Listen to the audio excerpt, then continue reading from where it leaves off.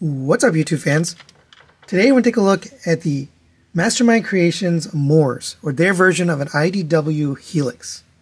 So this was sent to me by Niles F. Thanks for allowing me to take a look at your copy. He also sent me their version of Tarn, which I really liked. It was a good figure. But it was right around the time we got that oversized KO of the Legacy line, which was also pretty good. But I always like to take a look at MSC figures. They're very fun. But let's take a look at this guy. I'll try to put an image if I can find in alt mode. Hard to find, but it's got some nice paint detail. You got this kind of pearlescent silver, metallic blue here for these lights, pink accents all throughout. More of that pearlescent color, pink there. These guns are painted, and actually these guns out of the box, they're here, but you can unplug them and plug them in here for this tank mode. They can go in either spot, but the proper display is like that, and you can angle these up and down. It does roll. It's got little roller wheels, not actual treads, which I'm fine with. It does roll nicely. It's big and heavy and beefy. Here's the back. Got a little bit of paint there. All in all, a very nice looking version of this alt mode. It did have a couple of little things out of box, like these were actually folded up like this. And I guess if you wanted, you could have this look. But official transformation, those are down. And for a quick size comparison, there it is next to the Magic Square Optimus Prime. So you can get a sense of size. The reformed design has always been a little bit smaller overall, but this is a big, beefy alt mode. All right, let's get him transformed. Before we get him to robot mode, there is something you can do here. We can unplug the arms from here and fold this little tab in, which is part of the transformation anyway. So we can rotate this to the front, and we can open up this arm. It's actually pretty tight in here, so I recommend you rotate this just a little bit. That will allow you to open up the panel down here. It's a really close tolerance, so just a little bit of movement, or you can use a spudger if you want. But I'm going to rotate the hand out, and then we're going to extend on this, and then same for this side. We're going to unplug this from here, fold that in, rotate this to the front, extend, fold this down a little bit, or use a spudger, whatever makes it easier for you. Open up this panel, open up this panel, rotate this hand out, close these back up, and now you can have this vehicle mode with arms, which is advertised on the packaging, but you could do this if you want. I'm not sure. I never read the comic. I know Niles did, but I don't know if he ever appeared like this. They're really actually very nice hands. They're painted and detailed and articulated very nicely. But you can do this if you want. All right, now let's get it transformed to robot mode. Since we already did the arms, we'll just leave those the way they are right now. These little spike things that I mentioned earlier that were down like this, you are going to fold those up. So since we already have those, we'll just leave that there. We can come to the bottom here. Actually, we'll come to the back here and unpeg these from here. And these can fold all the way up. And we're going to unplug these from here and plug them in the back for robot mode. And again, you can actually display it either way. But lift up on this, and here's where I was mentioning there's a tab that's not folded out. So actually this tab right here should be folded out. It's already secure without it, but that little slot plugs into this, and that secures it even better. It's like really secure. You don't need it, but I just noticed it was folded in when I got it out of the box. I just wanted to mention that. All right, lift this up, fold these back down. And we'll come to the back here, and we'll take care of his legs so he can at least stand up. Unplug from here. That's just tabbed in right there. Now I need to bring down this heel, bring forward this toe. That kind of makes his foot. Angle that back. We're going to unplug this from back here. It's just plugged in right there. So pull that down. You can slide these treads down and then accordion this leg all the way so it gets straight like this. And let's just make sure you get it all the way straight. All right, come to the inside here, you can pull the leg open and we can fold that little retaining tab down. And then we'll do the same thing on this side. So there is the legs. We're going to rotate the legs actually. So come to the back here, we can lift up on this panel. This is going to just accordion up. And that'll allow us to rotate the waist 180 degrees. So now at least we can stand him up. And now we'll work on the upper body.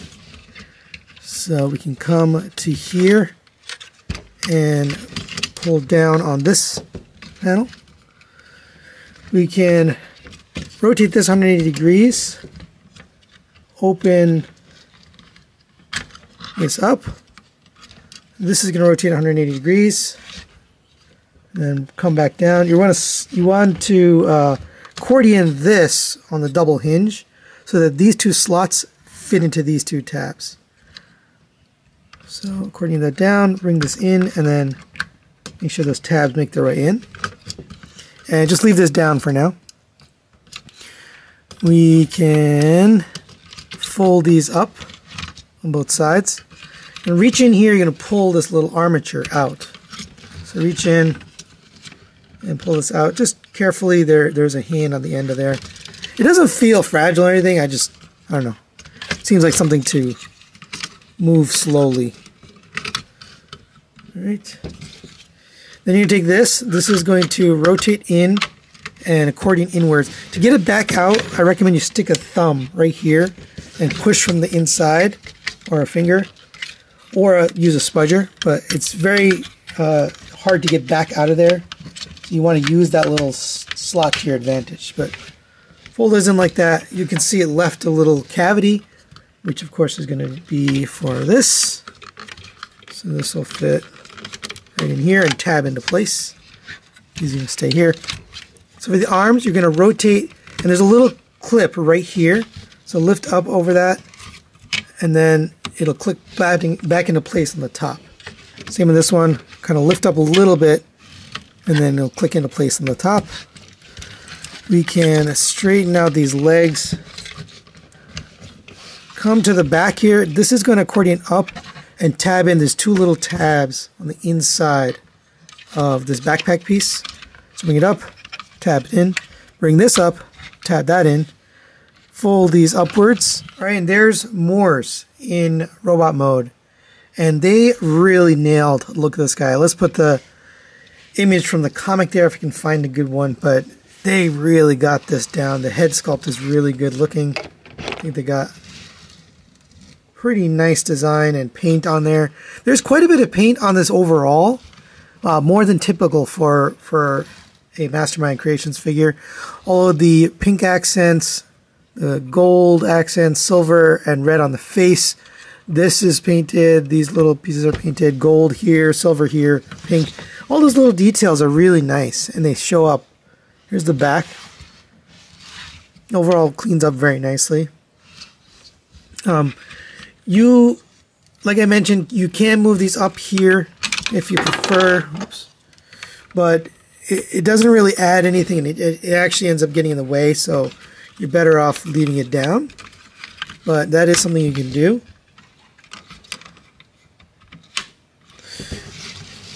You can also, if you don't like these hands, he comes with these fisted hands done in that same kind of pinkish color. They're on ball joints. You can just pop them off the ball joints. Pop on a new hand. And I believe you can still transform this because there's a cavity inside his chest for these hands to fit in. So I believe you can leave these like this. Me personally, I think I prefer the open hands. They look better. But you can't swap those out. And Yeah, looks pretty good. Let's go over the articulation. The head itself is on a ball joint, but the neck also moves. So he's got a neck joint. You get way up and way down. You can actually move this entire thing and unpeg it, but side to side, and it rotates around. So everything you'd possibly want out of that neck and head combined joint. Shoulder rotates around on a friction joint here. Out to the side, this will like move out of the way, so you don't have to worry about colliding with this. You just kind of lift that up. So that's smart. You have a rotation here at the bicep, double jointed elbow, full bend. That works really nicely. You have a rotation at the wrist, like I mentioned earlier. I really like how they did this hands. Painted beautifully, articulated nicely. It's a 3-fingered hand. It's got a thumb and 2 fingers, and there's 1, 2, 3 pins, and you have splaying motion. So very, very nice hands. Some of the best hands I've ever seen, to be honest.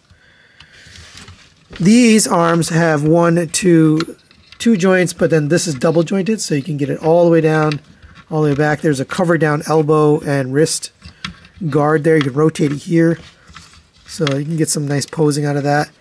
And like I mentioned, I prefer the other hands, but the hands are on ball joints, so you can rotate those and move them in and out and all that. Coming down to the waist, we'll just get this out of the way. You can rotate here all the way around. The legs will kick up to there, back to there, up to the side. That's all on friction. I think it could have stood to use, because it's a big, heavy figure, a little bit of ratchets here or in the knees, but you do get a double jointed knee. So if you fold this out of the way, you can get that knee bent. And again, like I mentioned, this could have stood to have a ratchet in it, but these are pretty tight. I mean, I don't know if the original was tight. These are nice and tight on the reissue, so maybe it's okay. But I can see that loosening up over time. Maybe you can just tighten the screw, but the screw hole covers on it, so accessing is a little bit challenging. Coming down to the foot, you get very little ankle tilt here. It's a very strange thing because it's actually these treads that are blocking it, but in order for transformation to work, you have to slide those down, so you don't really get anything out of that. The heel can go up and down, the toe can go up and down. Nice articulation there. It's just the tilt is very limited. Like, that's about as far as wide you can get it. And for a quick size comparison, there it is next to the Magic Square version of Optimus Prime. And yes, I did get rid of my Mastermind Creations Optus Prominion. It is a good figure, but I just have too many Optimus Primes. But it does fit in nicely. It actually scales better with their Optus Prominion just because it's a smaller, it's not quite this size as far as the Masterpiece scale. So will fit in nicely with other IDW figures and the rest of the DJD line from MMC. So final recommendations on the Mastermind Creations Moors. I think this is a really good figure. I don't know IDW that well, so to me it's just a character, and looking at the images, I think they did a really good job representing what's in the comic. So to me, this is a knockout figure. I'm going to give it a 4 out of 5. My main reservation is this ankle tilt. I think they could have done better with that. It is very limiting, but other than that, it's very fun, easy to transform, really good looking in robot mode, really good looking in vehicle mode, nice, hefty, feels solid. It's not any die cast as far as I could tell, but it does feel like very well built, solid plastic. So if you're a DJD or IDW fan, you got to have this one because this is just the big mamma jamma from Mastermind Creations. But yeah, I like it. That's really it for today. Thanks for watching. Thanks to Niles for sending this for review, and we'll see you next time.